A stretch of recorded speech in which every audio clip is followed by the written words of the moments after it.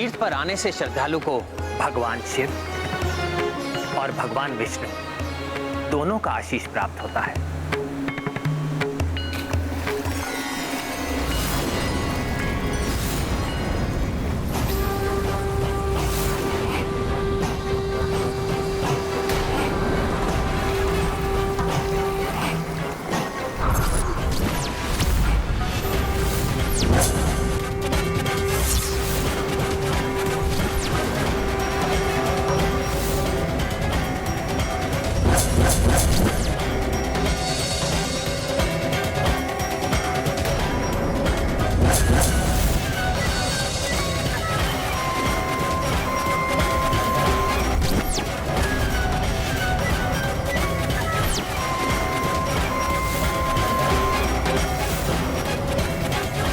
भगवान विष्णु और भगवान शिव की छवि वाले कौन हैं? और ये मेरे समान क्यों दिखाई दे रहे हैं?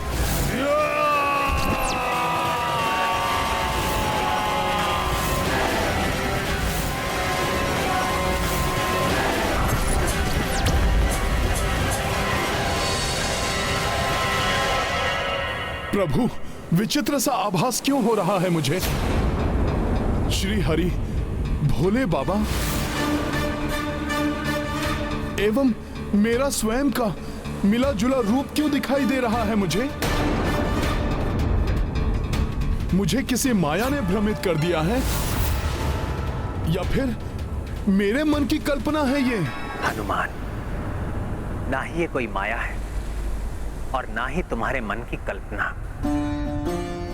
मैं तुम्हें इनके अद्भुत रूप की संपूर्ण कथा सुनाऊंगा, जिससे तुम्हें स्वयं ही बोध हो जाएगा कि तुम्हें ऐसा आभास क्यों हो रहा है। मेरे भोले भक्त हनुमान को समझाने के लिए उसे बताना ही पड़ेगा कि कालांतर में उनके वृषकपि अवतार में आने का उद्देश्य समाप्त होने के पश्चात भूलोक से उनका भी निर्माण हुआ था। ये अनेक युगों पूर्व की बात है हनुमान। दैत्यों के पूर्वज महाबली हिरण्य का पुत्र महाशनि घोर तपस्या से प्राप्त वरदानों के कारण अनेक शक्तियों का स्वामी हो गया था, किंतु तपस्वी होकर भी दैत्य प्रवृत्ति के कारण उसने अपने आतंक से तीनों लोगों को आतंकित कर रखा था।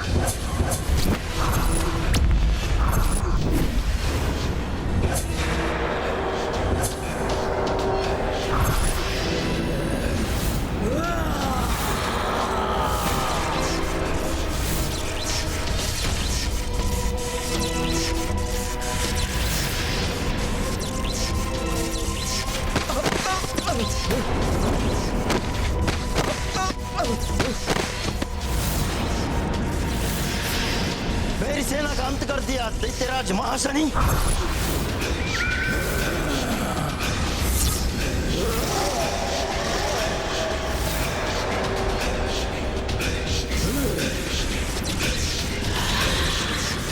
अब तुम नहीं बचोगे।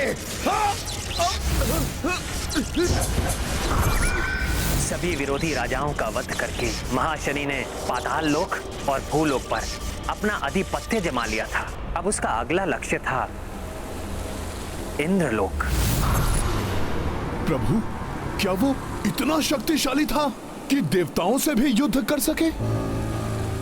उसे विश्वास था कि उसकी शक्ति के समक्ष देवता नहीं टिक पाएंगे, इसलिए इंद्रलोक पर आक्रमण करने के लिए वो एकाकी ही जा पहुंचा। उसके एक भयानक गर्जन से देवताओं के हृदय भी कंपित हो उठे। देवराज इंद्र, यदि अपनी भलाई चाहते हो तो महाशनि को स्वर्गलोक सौंपकर चले जाओ, क्योंकि महाशनि से युद्ध करने का सामर्थ्य नहीं है तुम देवताओं में। मूर्ख महाशनि! पाताल और भूलोक पर विजय प्राप्त करके तुम स्वयं को महाबली समझने लगे, जो देवलोक को विजित करने का दुस्साहस कर बैठे।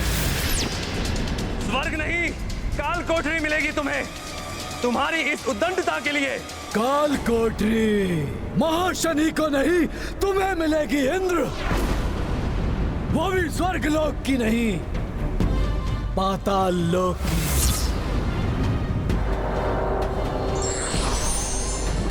अच्छा है जो तुम सब भी आ गए देवों।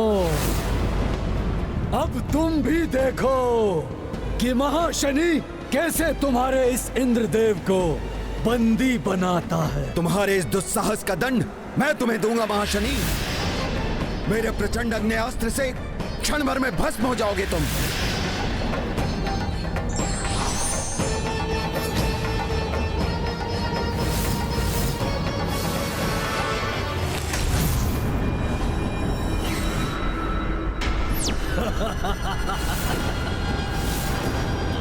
अग्निदेव, तुम्हारा अग्नेयास्त्र मेरा कोई अहित नहीं कर सकता।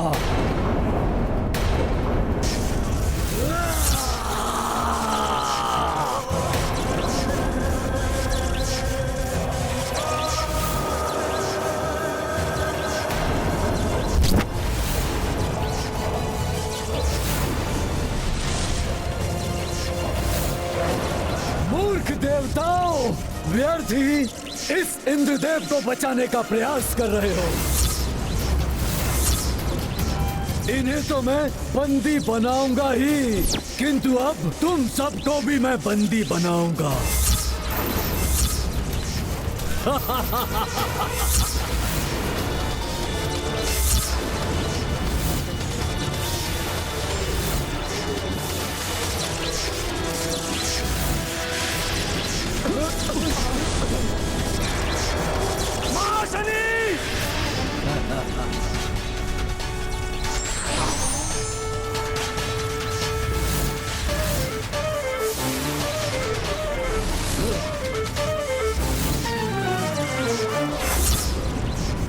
तुम्हारा वज्र भी विफल हो गया इंद्रदेव।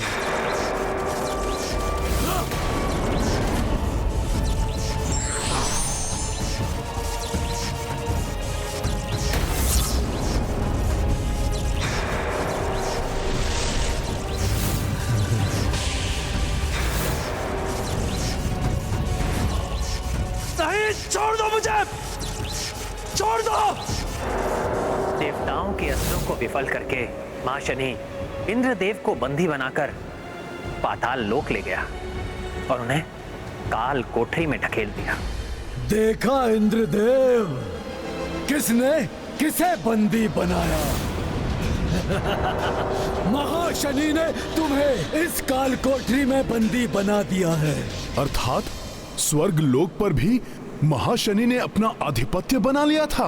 हाँ हनुमान, वरदानी शक्तियों के कारण उसने सहजता से देवताओं को विवश करके इंद्रदेव को बंदी बना लिया था। तो क्या देवताओं ने उसके पश्चात इंद्रदेव को मुक्त कराने का कोई भी प्रयास नहीं किया? क्या करते देवता, विवश हो गए थे। अधीनता स्वीकार करनी पड़ी उन्हें उस दैत्य की। यही नहीं, वरुण देव को संधि बनाए रखने के लिए उसने महाशनि से अपनी पुत्री का विवाह करना पड़ा। वरुण देव के बारंबार आग्रह करने पर अंततः महाशनि इंद्रदेव को मुक्त करने के लिए तत्पर हुआ। जाओ इंद्रदेव, तुम्हें मुक्त किया महाशनि ने, तुम स्वतंत्र हो।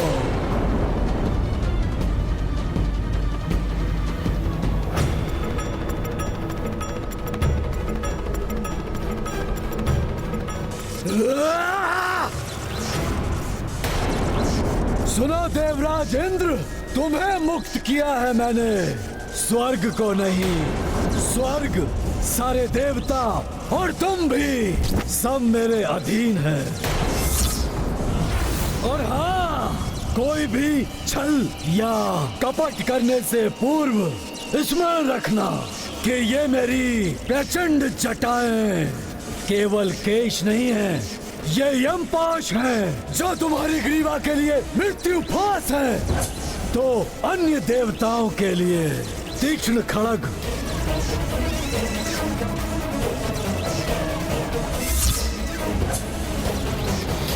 प्रभु, महाशनि ने तो इंद्र आदि देवताओं को अपने अधीन कर लिया। प्रभु, किंतु ये सब उस अद्भुत रूप से कैसे जुड़ा है जिसका आभास मुझे हुआ था? मैं वही बताने वाला हूं हनुमान। जब इंद्रदेव की पत्नी देवी सची ने परास्त हुए इंद्रदेव की दशा देखी तो उनसे रहा नहीं गया। वो ब्रह्मा जी से इसका उपाय पूछने के लिए ब्रह्मलोक जा पहुंची। तब उन्हें ब्रह्मा जी से ज्ञात हुआ कि महाशनि को वरदान प्राप्त है कि उसका वध ऐसी महाशक्ति के हाथों ही हो सकता है जो एक साथ महादेव शिव एवं श्री हरि विष्णु देव की शक्ति से उत्पन्न हुआ हो। इसीलिए देवताओं के शक्ति प्रहार का उस पर कोई भी प्रभाव नहीं पड़ रहा था। तो क्या प्रभु, ये वही रूप है जिसका मुझे यहाँ पर आने से बार बार आभास हो रहा है? महाशनि के वरदान के बारे में ज्ञात होने के पश्चात देवी सची इंद्रदेव को साथ लेकर इसी गोदावरी एवं फेना नदी के संगम पर आई और यहाँ आकर उन दोनों ने श्री हरि नारायण एवं महादेव की प्रसन्नता के लिए घोर तप किया। वर्षों के कठोर तप के पश्चात महादेव एवं श्री हरि ने उन्हें वरदान देने का निश्चय किया।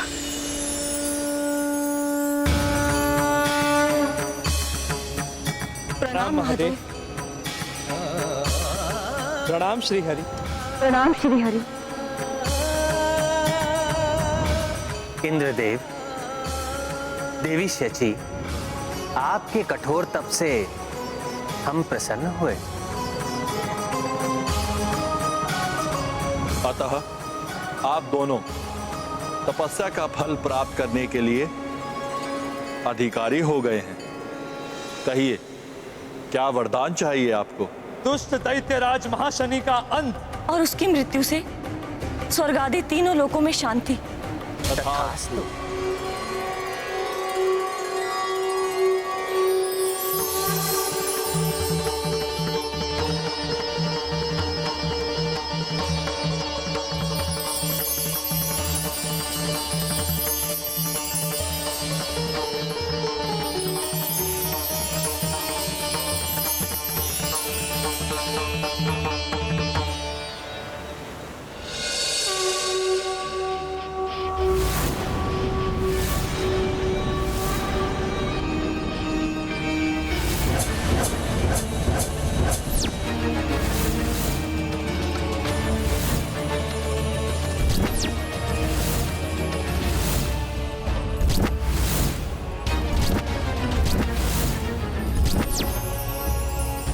आश्चर्यचकित ना हो देवी शची, ये मुझ विष्णुदेव एवं महादेव के सम्मिलित तेज से उत्पन्न हुई महाशक्ति है।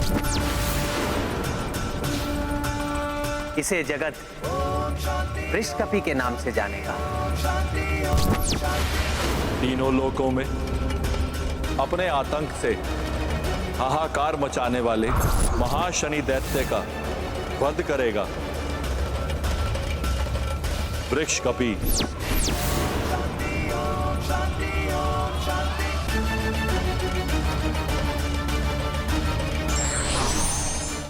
हे मां बलशाली वृषकपि, दुष्ट दैत्यराज महाशनि का अंत करके हम सब पर उपकार कीजिए एवं तीनों लोक को उनके आतंक से मुक्ति दिलाई।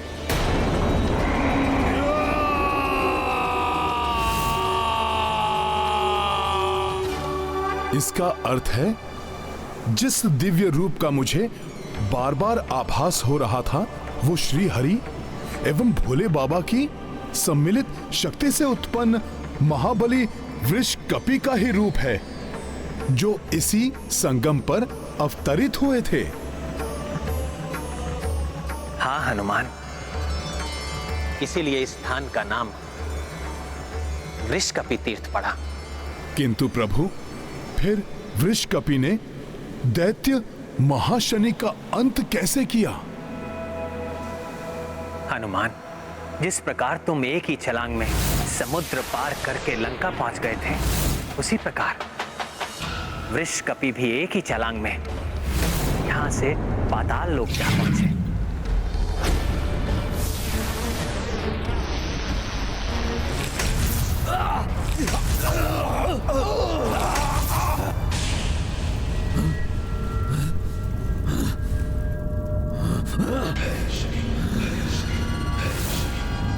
पाताल लोक में ये भूकंपन, ये धरती का फटना, किसने किया होगा ये दुस्साहस? महाशनि!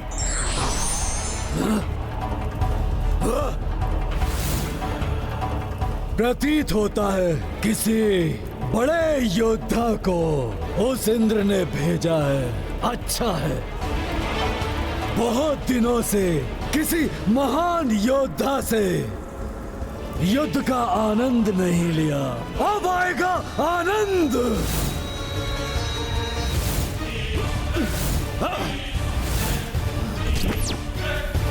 तुम जो भी हो, तुम्हारी मृत्यु तुम्हें यहां खींच लाई है।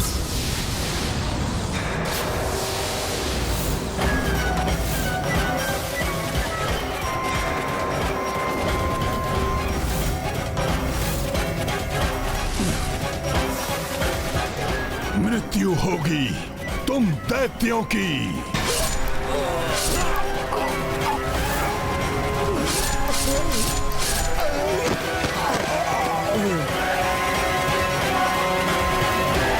महाशनि नहीं है इनमें।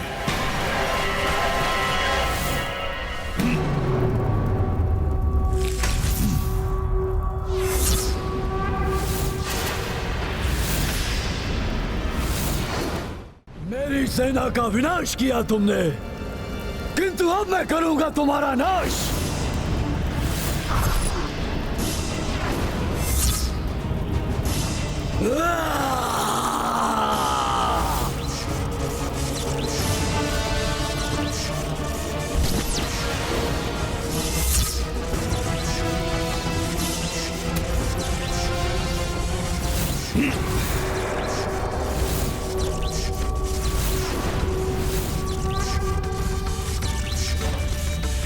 महाशनि, नाश तो होगा तुम्हारा, सर्वनाश होगा। ये कौन है जिसने मेरी जटाओं को इस प्रकार पकड़ लिया है?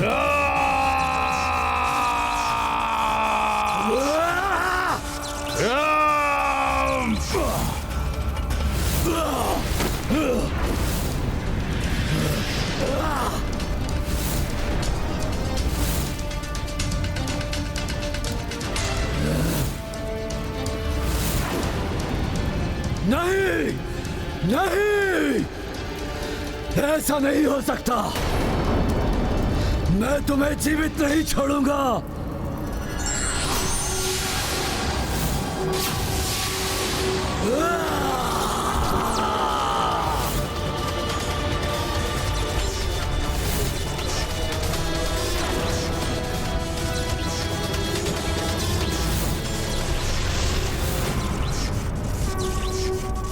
मेरा प्रहार विफल कैसे हो गया? नहीं, तुम्हारा अंत होगा, अवश्य होगा।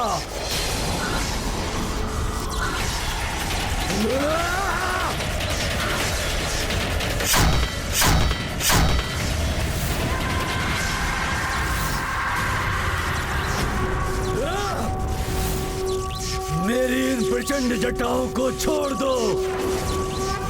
आज से पूर्व तो कोई ऐसा नहीं कर पाया। मेरी इन जटाओं ने बड़े बड़े बलवानों को भेद दिया है, किंतु ये कैसे इन्हें पकड़ रहा है? कौन ये? मृत्यु, मृत्यु हूं मैं तुम्हारी। नाम है वृक्ष कपि। अब होगा आरंभ तुम्हारे अंत का।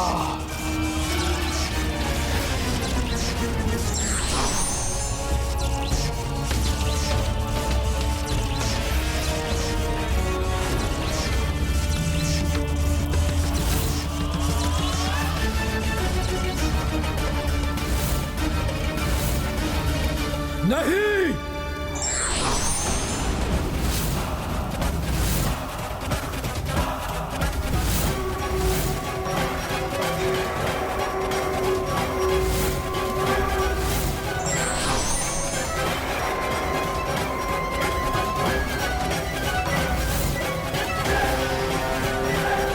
नहीं, ऐसा नहीं हो सकता।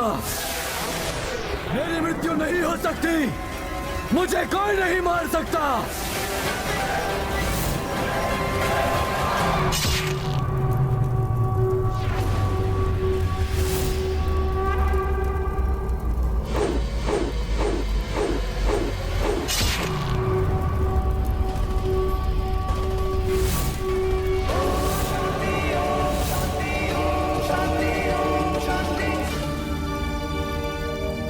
ये है रामायण, रामचंद्र गुण धाम की। के विजयों की कल्पना ही हनुमान के लिए घोर कष्टदायी है। प्रभु ही तो संसार है हनुमान के। प्रभु नहीं तो संसार नहीं। बहुत दुखद है ये हनुमान के लिए। ना जाने हनुमान इसे कैसे स्वीकार कर पाएंगे। हनुमान, तुम भक्त शिरोमणि हो, अपना सर्वस्व समर्पित कर दिया है तुमने मुझे। ऐसे में मेरे निर्वाण की पीड़ा असहाय है तुम्हारे लिए। ऐसी ही पीड़ा का अनुभव मुझे भी हो रहा है हनुमान। प्रभु,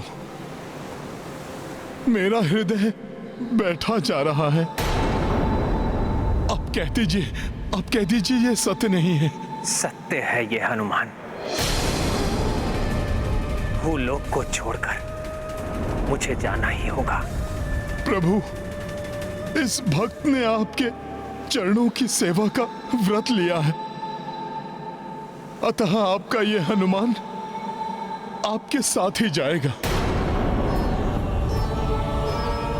ये नहीं हो सकता हनुमान। तुम्हें तो अभी रुकना है। नहीं प्रभु, नहीं। हनुमान का सत्य, हनुमान का धर्म, हनुमान के प्राण तो आप है प्रभु। आपके बिना इस संसार में रहकर क्या करेगा ये हनुमान? संसार को तुम्हारी आवश्यकता है हनुमान, इसलिए मेरे साथ तुम्हारा निर्वाण असंभव है। प्रभु, आप ऐसा मत कहिए। आपने वृषकपि की कथा में भी बताया था कि मेरे उस जन्म का उद्देश्य पूर्ण होते ही वो भी भूलोक छोड़कर निर्वाण को प्राप्त हुआ था। प्रभु, फिर अभी क्यों? यही तो मैं तुम्हें समझाना चाहता हूं हनुमान। पुत्र, ये उद्विग्नता त्याग कर मेरी बात ध्यान से सुनो। हनुमान, उस युग में तुम हरि एवं हर के अंश से उत्पन्न हुए थे। इस युग में भी तुम हरि एवं हर का ही अंश हो। किंतु प्रभु, जगत तो मुझे मात्र हर अर्थात शिव जी का ही अंश मानता है। शिवांश तो तुम हो ही हनुमान, साथ ही तुम हरि के अंश भी हो। यही नहीं, समस्त देवताओं का अंश समाहित है तुम में। प्रभु, ये आप क्या कह रहे हैं? हनुमान, जब रावण की छत्र छाया में राक्षस महाशक्तिशाली हो उठे थे, देवता संकट में पड़ गए थे, तब देवताओं ने जाकर सृष्टिकर्ता ब्रह्मा जी से प्रार्थना की। ब्रह्मा जी देवताओं को साथ लेकर समस्या के हल हेतु शिवजी के कैलाश धाम पहुंचे। नारायण नारायण। हे महादेव, हे प्रियंकर, हे अभिहंकर, हे संहार के देवता शिव शंकर, अधर्म का नाश करने वाले रावण एवं उसके राक्षसों का संहार करने में हम देवताओं की सहायता कीजिए प्रभु। सृष्टि में अधर्म के नाश संबंधी कोई भी बड़ा परिवर्तन करना हो तो वो सृष्टि के पालनहार भगवान विष्णु की सहायता के बिना नहीं हो सकता।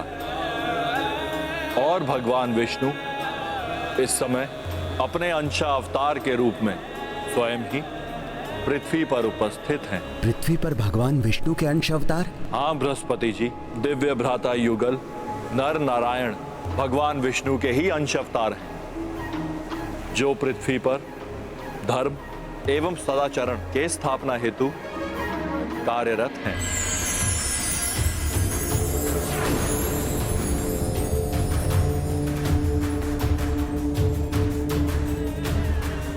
आप सब जाकर उनसे प्रार्थना कीजिए।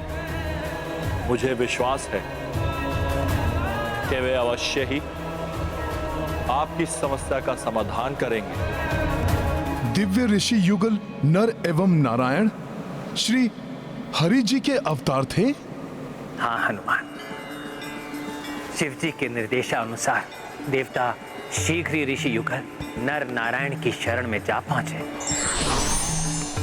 ऋषि युगल नर नारायण को हम देवताओं का प्रणाम।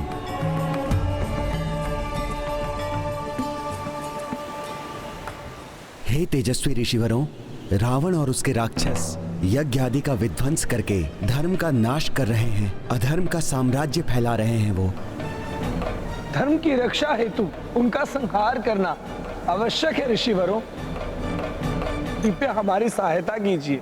आप सब चिंता मत कीजिए, रावण एवं उसके राक्षसों का शीघ्र ही संहार होगा। उन दिव्य ऋषियों ने ध्यान योग द्वारा अपनी कुंडलिनी जागृत करके अपने दिव्यांश को प्रकाश पुंज के रूप में प्रकट किया। देखते ही देखते उस तेज पुंज में ब्रह्मा जी सहित समस्त देवताओं का अंश भी समाहित हो गया।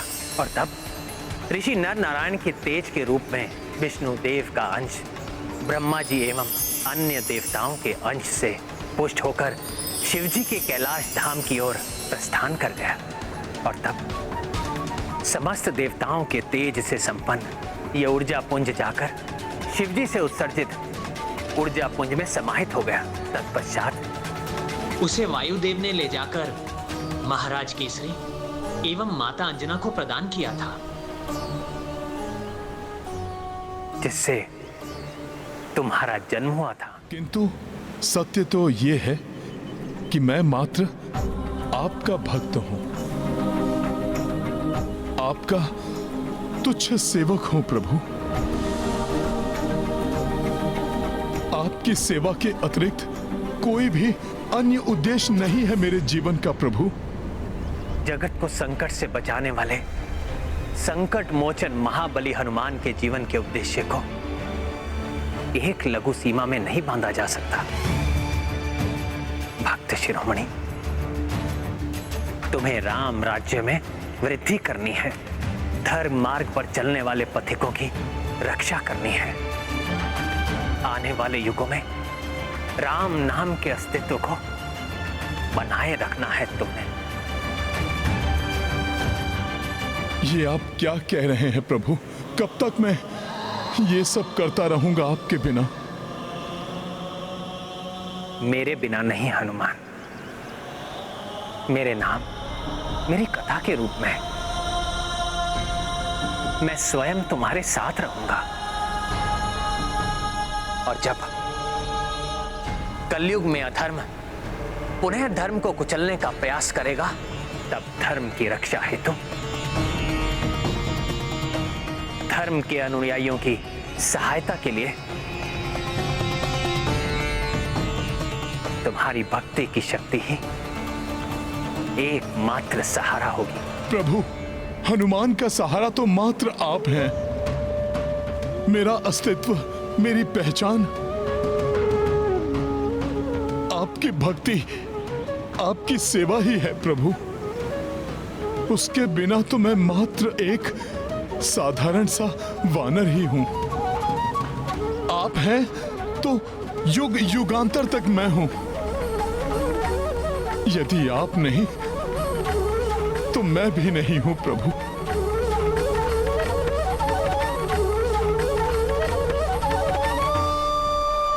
तुम जगत के संकट मोचन हो हनुमान, मात्र अपने लिए कैसे सोच सकते हो तुम?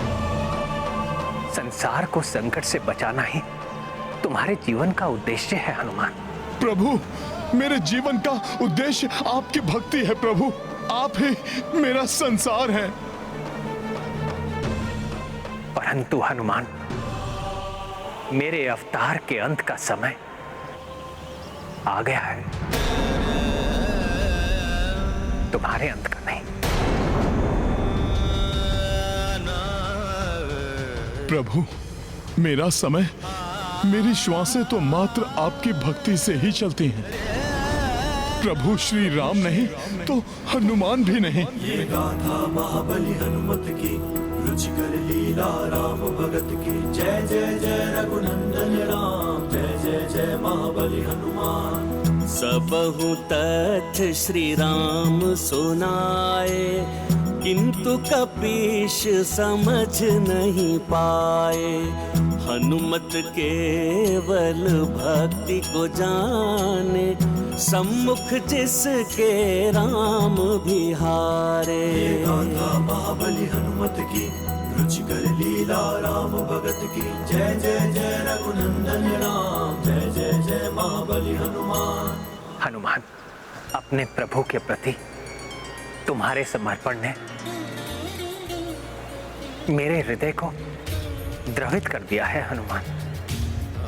उचित होगा अब हम संध्या वंदन करके यहां से प्रस्थान करें। अयोध्या में सभी हमारी प्रतीक्षा कर रहे होंगे।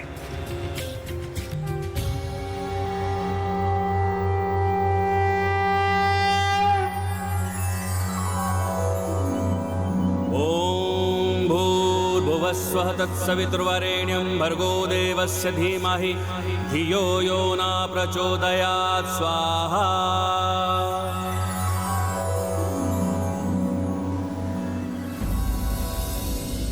प्रभु, मेरा हृदय अभी भी आशंकित है। कहीं आप मुझे बिना बताए तो नहीं चले जाएंगे ना? हनुमान, मैं वचन देता हूं, तुमसे मिले बिना नहीं जाऊंगा। किंतु अभी तो हमें अयोध्या के लिए प्रस्थान करना है। उचित है प्रभु, उचित है।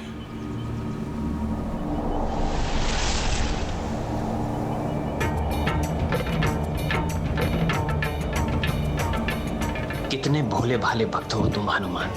भक्ति के अतिरिक्त कोई अन्य रंग तुम पर चढ़ ही नहीं रहा है। ना जाने मैं तुम्हें समझा भी पाऊंगा या नहीं। बहुत विलंब हो गया भैया राम को। अब तक तो उन्हें हनुमान के साथ आ जाना चाहिए था। इतना शीघ्र कैसे आ सकते हैं भैया?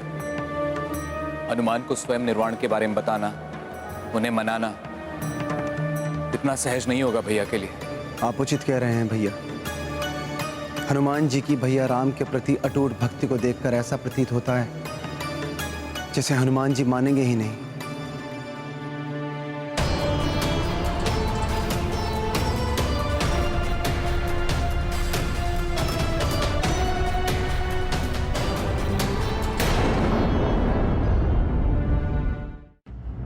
प्रणाम भैया, प्रणाम। प्रभु, अब आप विश्राम कर लीजिए। आप क्लांत हो गए होंगे।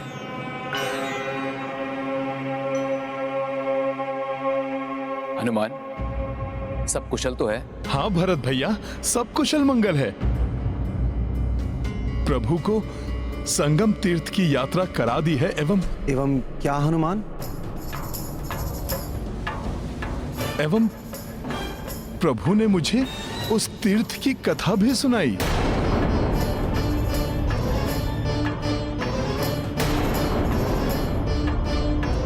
प्रभु को भूख लगी होगी। मैं प्रभु के लिए जलपान लेकर आता हूं।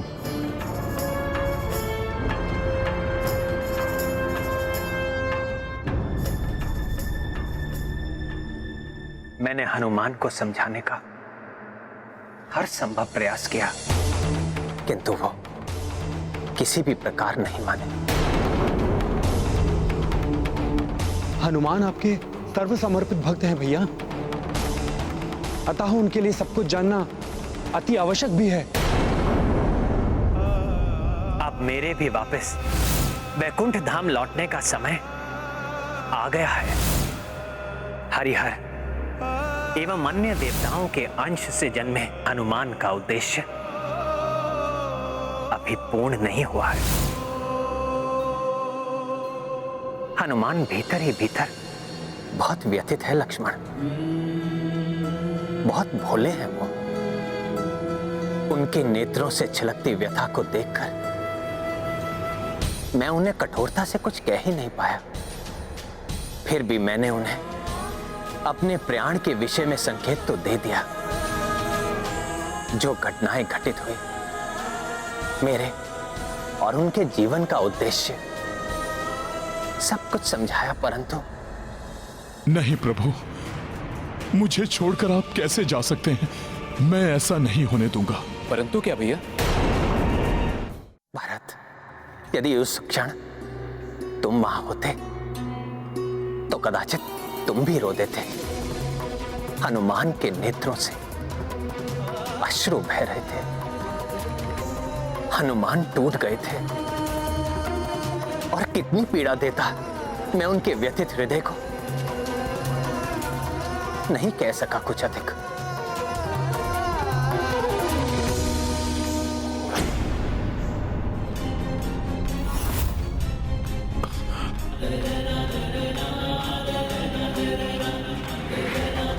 हे विधाता, कैसा भाग्य लेखा है ये। क्या दोष है इन नन्हे बालकों का?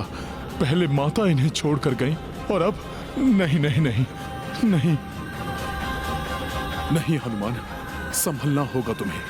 यदि इन बालकों ने ये अश्रु देख लिया तो कारण पूछ बैठेंगे। अपने पिता की भांति ये भी तुमसे बहुत स्नेह करते हैं। इन्होंने पूछ लिया तो क्या उत्तर दूंगा मैं? यदि इन्हें प्रभु के प्रस्थान की भनक भी लग गई तो इनके हृदय तो पूरी तरह से बिखर कर रह जाएंगे। क्या मैं तो शांत हूं, फिर भी सुबकने की ध्वनि सुनाई दे रही है?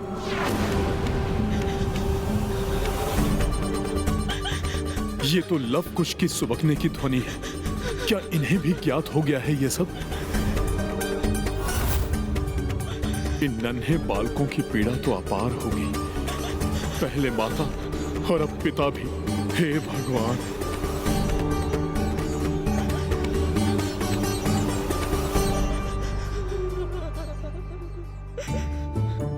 लवकुश, क्यों रो रहे हो आप दोनों?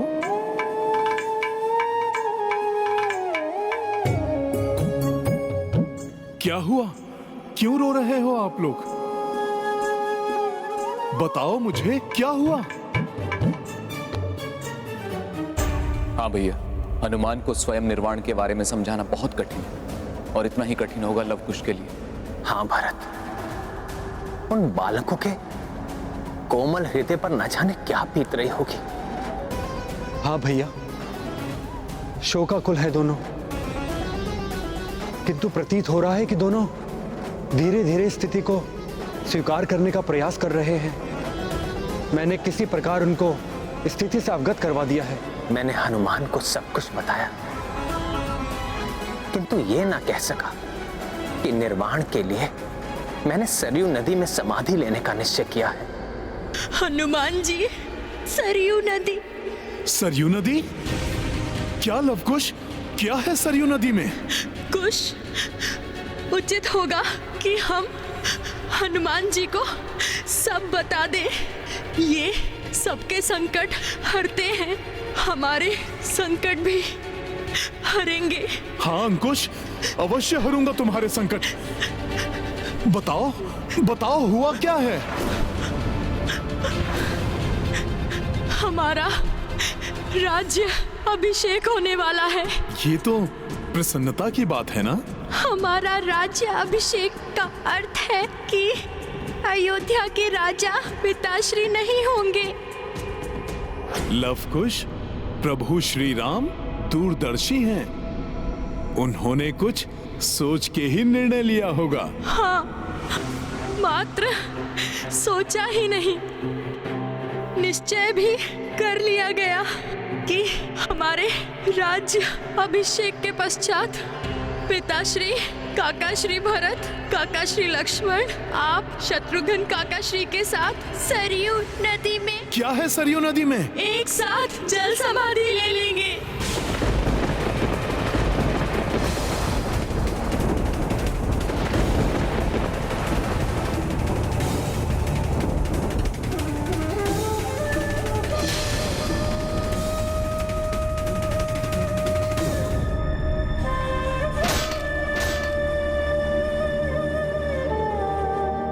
ये है रामायण,